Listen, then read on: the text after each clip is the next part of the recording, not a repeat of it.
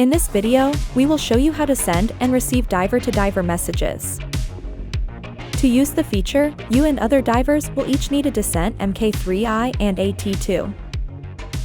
Before we start, please update your Mk3i and T2 to the latest software version. First, while on land, pair all T2 to each Mk3i to build a network.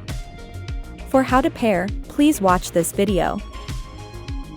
Give each T2 a public tank name to better identify each diver. They will be synced to all the watches in your dive network. To be noted, you can only edit the public tank name of my tank. Make sure each T2's placement is set correctly. You can set placement while pairing or after pairing. Then, go to Dive Setup. Dive Network and Air Integration. SubWave features. Make sure messaging is enabled.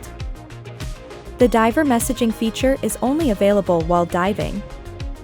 To demonstrate clearly, in this video, we will show you how to use this feature in the simulation mode. From the diving page, press the Start key. Messages. Press the down key to create a new message. Select and send a preset message.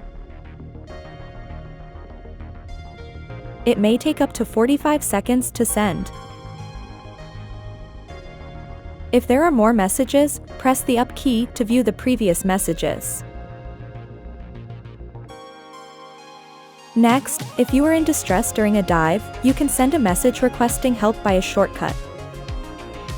Hold the light key until you are prompted to release.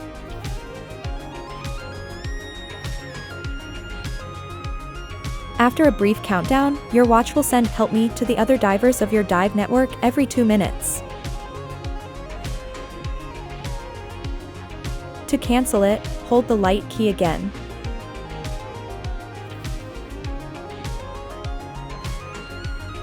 The other divers of your dive network will receive "I'm okay" from you.